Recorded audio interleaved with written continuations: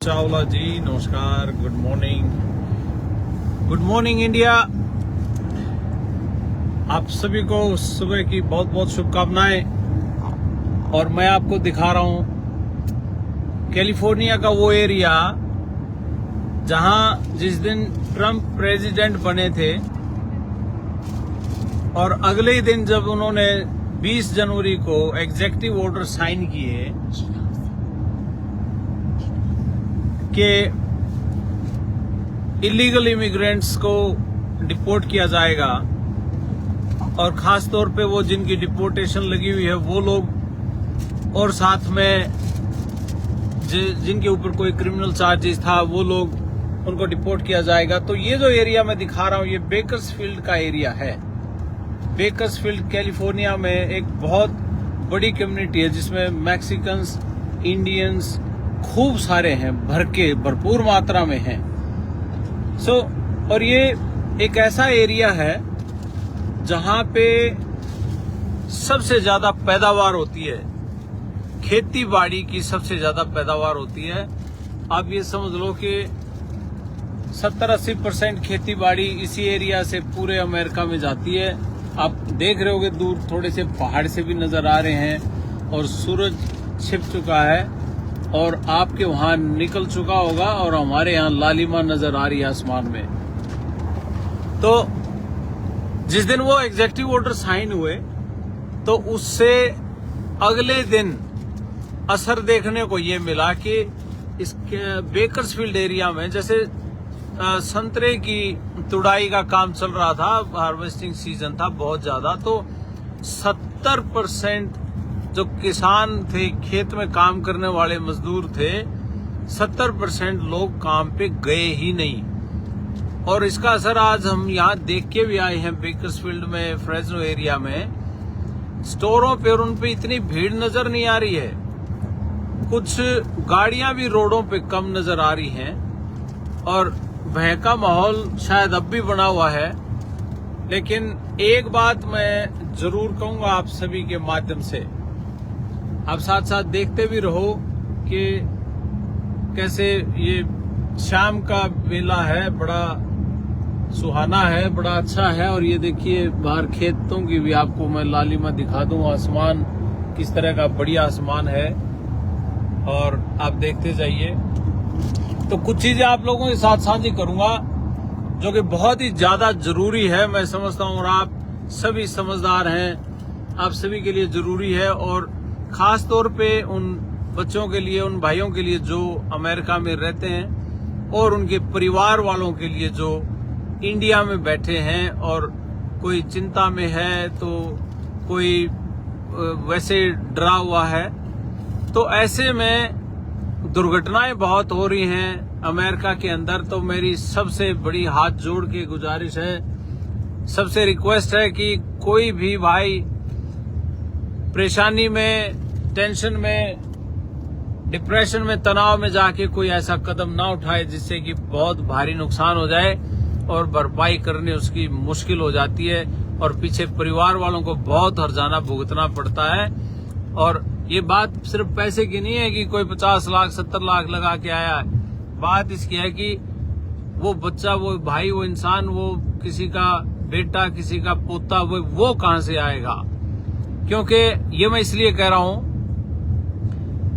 1 जनवरी से लेके और आज मतलब दोबारा 1 मार्च होने वाली है, 2 महीने हो गए। 2 महीने के अंदर 15 लोगों की मौतें हुई है यहाँ, नौजवानों की, कोई एक्सीडेंट में तो कोई हार्ट अटैक से, तो किसी ने भाई सुसाइड भी किया।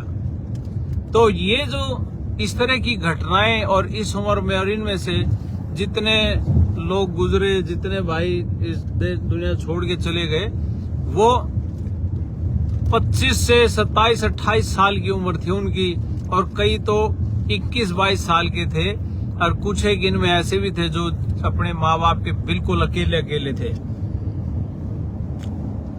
आप ये सोच रहे होंगे कि ये बातें ऐसी मैं सुबह क्यों कर रहा हूं। मेरी तो यहाँ शाम है और आपकी वहां सुबह हुई है। तो आप लोग सभी समझदार हो, बात सुबह और शाम की भी नहीं है, बात है सिंपल एक अवेयरनेस की कि भाई अगर किसी चीज का डर जायज हो तो ठीक, नाजायज डर की वजह से अगर कोई भाई तनाव में आता है, कोई डिप्रेशन में आता है, पहली बात तो इन दिमागी बीमारियों का इलाज है, आप इलाज करवा सकते हैं अगर किसी को दिक्कत हो तो। और अगर नहीं है कोई ऐसी चीज और ऐसे डर में घबराहट में तेरे को डिपोर्ट कर देंगे, तेरे को इधर भेज देंगे, उधर भेज देंगे, भाई बिल्कुल यार, नींद अगर किसी की उड़ रही है, भूख नहीं लग रही, प्यास नहीं लग रही है, रोने का मन कर रहा है, ऐसे ऐसे सिम्टम्स हैं, तो वो जरूर अपने डॉक्टर से संपर्क करें। ये बिल्कुल छोटी चीजें हैं, इनका इलाज संभव है, लेकिन इसको इग्नोर अगर करता कोई तो समस्या बहुत गहरी हो सकती है। और यहाँ तक कि लोग आत्महत्या करने की भी सोच लेते हैं कि पता नहीं मेरे साथ क्या होगा, अगर वो इमेजिन करने लगते हैं। 2 महीने में 15 लोगों का जाना आम बात नहीं है, ये बहुत बड़ी दुर्घटनाएं हैं। और ऐसे में कैसे कैसे लोग और कैसी उनके परिवार वाले कैसे सब्र करेंगे, कैसा क्या होगा। और ये चीज देख के मैं आप लोगों से ये रिक्वेस्ट कर रहा हूं कि ये जागरूकता फैलाइए। जिंदगी बहुत खूबसूरत है दोस्तों, इसको ऐसे ना गंवाएं, इसके साथ बहुत ऐसा खिलवाड़ ना करें, क्योंकि आपके ऊपर बहुत बड़ी जिम्मेदारी ना सिर्फ परिवार की बल्कि गांव की, अपने राज्य की और अपने देश की जिम्मेदारी हमारे इन नौजवान भाइयों के कंधे पे है। ये अगर मेहनत करेंगे बहुत ऊपर तक जाएंगे तो ही देश तरक्की करेगा, तभी हमारा किसान मजदूर तरक्की करेगा, आम आदमी तरक्की करेगा। उन्हीं के लिए हम यहाँ आए हैं, उन्हीं के लिए हम मेहनत कर रहे हैं, प्रयास कर रहे हैं। एक एक व्यक्ति की कीमत, एक एक व्यक्ति की जान की कीमत का कोई मतलब मोल नहीं है, बहुत बेशकीमती है। एक भाई अगर कभी, एक चीज मैं आपको बता दूं, किसी जमाने में मैं उनका नाम भूल गया, एक अमेरिका के राष्ट्रपति हुए हैं, किसी जमाने में वो व्यक्ति सुसाइडल हो गया था, आत्महत्या करने का मन कर रहा था उस व्यक्ति का, जब वो कॉलेज लाइफ जी रहा था। तो उसको कई बार ऐसा विचार आया, तो उसका एक दोस्त कहता कि मैं इसको अकेला नहीं छोड़ूंगा, और उसने उसको कभी अकेला नहीं छोड़ा। जब भी अकेला छोड़ा उसने ऐसी कोशिश की कि भाई मैं कुछ कर लूं।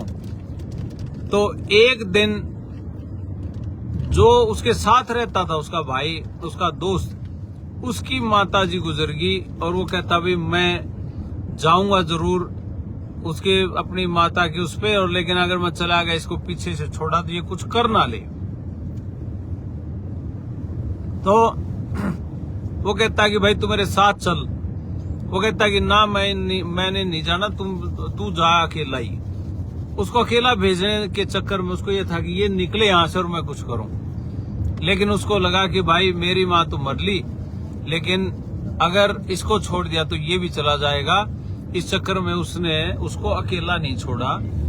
हुआ क्या कि जिस दिन वो व्यक्ति डिप्रेशन से बाहर आया, निकला, उसने बहुत बड़ा अपने आप को ऊंचा उठाने की कोशिश की, एक अपने आप को बड़ा चैलेंज दिया कि भाई ऐसे नहीं, अब जिंदगी में कुछ करके दिखाएंगे। और वो व्यक्ति अमेरिका का प्रेसिडेंट बना। अब उसके किसी इंटरव्यू में उसने कहा था कि भाई असली इस पोजीशन का हकदार मैं नहीं, मेरा वो दोस्त है जिसको दुनिया जानती ही नहीं, जिसने मुझे मरने से बचाया, अदरवाइज आज मैं अमेरिका का राष्ट्रपति ना होता। तो दोस्तों, आपकी भूमिका क्या है किसी को बचाने में, और वो व्यक्ति आगे चल के क्या बन जाए, इस चीज का किसी को कुछ नहीं पता होता। और ये चीज मैं बड़े भारी मन से कहता हूं कि जिंदगी बहुत कीमती है और इसकी वैल्यू समझे आप।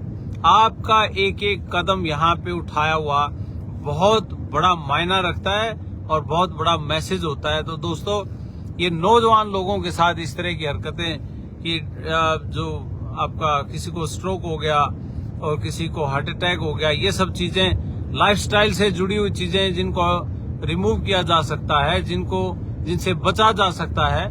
और सिंपल है कि तनाव काम कर रहा है खराब। इस तनाव से बचने के लिए भाई सबसे ज्यादा जरूरी है जागरूकता, अवेयरनेस।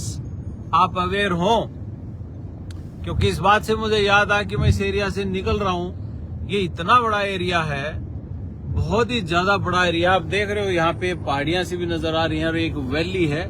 इधर दिन छिप रहा है, देख लो, छिप ही गया ऑलमोस्ट। यहाँ तो हमारे 6:15 बज गए हैं, शाम के 6:20 हुए हैं। तो क्योंकि इस एरिया में वो किसान भाई सारे, भाई एक लड़की ने इस बात के लिए सुसाइड कर लिया कि मेरे माँ बाप को डिपोर्ट करेंगे। मैक्सिकन लड़की थी।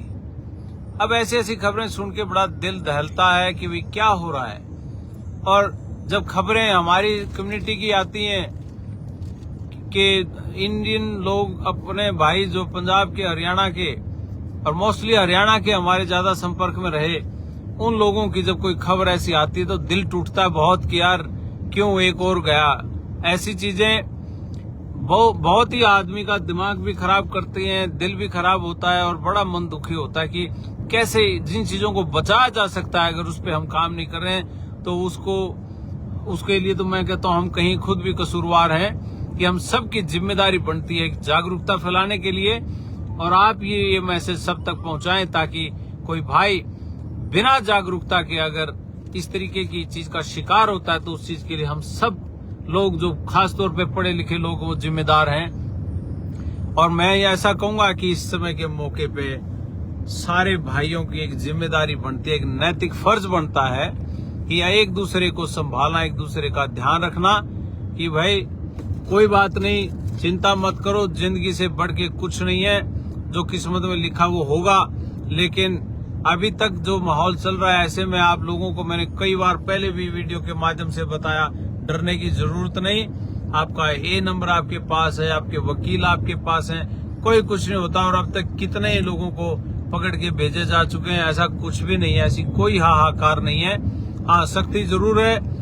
आप कोई भी कानून अपने हाथ में ना लें, कोई शराब पी के गाड़ी ना चलाएं, कोई किसी चीज की चोरी चकारी से बचें और इस तरह की कोई हरकत ना हो, कोई ब्लेम ना हो जाए, तो उस चीज से बचने की जरूरत है। अदरवाइज आप बिल्कुल सेफ हैं, तंदुरुस्त हैं, कोई दिक्कत नहीं है। लेकिन तनाव, भाई आइस पकड़े ना पकड़े, लेकिन अगर तनाव ने आपको पकड़ लिया तो वो छोड़ता नहीं है। इसलिए जरूरी है, जिस चीज की समझ नहीं वो पूछ लेनी चाहिए, लेकिन गलत कदम नहीं उठाना चाहिए। दोस्तों, एक दूसरे की मदद किया करो, साथ दिया करो। लगे कि कोई भाई बहुत चुप चुप रहने लग गया है, उससे बात करो कि भाई बात क्या है बताओ, अकेला ना हो वो कोई भाई। और मेरा ये फील्ड है मेंटल हेल्थ, दिमागी बीमारियों से जुड़ी चीजें। कोई मेरे लायक अगर हो सेवा, कोई भाई ऐसा फील कर रहा हो, मैं आपकी सेवा में दिन रात हाजिर हूँ। बता देना भाई, हमारे किसी छोटे से प्रयास से अगर कोई भाई बचता हो तो बिल्कुल तहे दिल से उस भाई के साथ खड़े हैं। बिल्कुल भी उसको इस तरह कदम गलत उठाने नहीं दिया जाएगा, जो मर्जी करना पड़े। बहुत दुखी मन होता है जब ऐसा कोई चीज लगती है कि इसको बचाया जा सकता था और नहीं बचा पाए, क्योंकि पता नहीं लगा समय पे। और अगले से पूछते हैं कि ऐसा क्यों हुआ, कहते जी हमें पता नहीं था। एक भाई कहने लगा जी इसलिए डॉक्टर से दवाई नहीं ली क्योंकि पेपर नहीं थे। अरे मैं कह रहा हूँ कि पेपर को मारो गोली यार, पेपर को। अगर तबीयत खराब है, अब तुम्हें कोई नहीं रोक सकता इलाज से।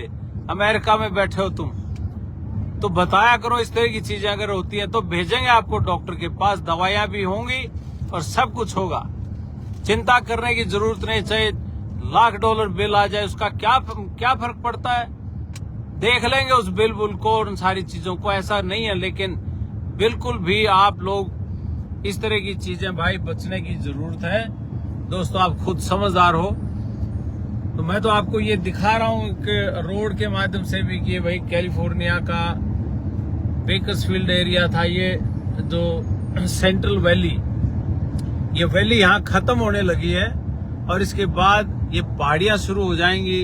कम से कम 2.5 लाख किले हैं ये, जहाँ पे जिसके रास्ते से हम गुजरेंगे। और फिर दूसरी तरफ लॉस एंजलिस, आपका बॉलीवुड, डिज्नीलैंड, और उसके बाद जो सबसे सुंदर शहर अमेरिका का वो सैन डिएगो।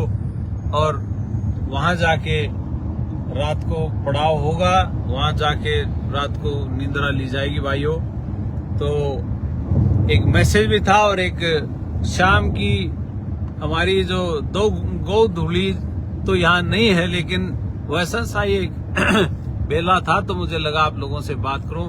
अब यहाँ आके ये पहाड़ियां आपको थोड़ी थोड़ी दिख रही हैं, या इधर देख लो आप, तो ये एक वैली है, पूरा बड़ा चक्कर है। उधर सिलिकॉन वैली से लेकर यहाँ तक, बीच में ये सिलिकॉन वैली के बाद ये सेंट्रल वैली, और अब आगे लॉस एंजलिस और सैन डिएगो, और सैन डिएगो के दूसरे पार आपका मैक्सिको, जो टिजुआना पड़ता है, तो वो है। ये देखो आप, हमारे भाइयों के ट्रक देख लो आप, धुम्मे ठा रखे हैं बिल्कुल। ये देखो कितने बड़े बड़े ट्रक है, ये तो भाई दो जोड़ रहे हैं, ये देखो।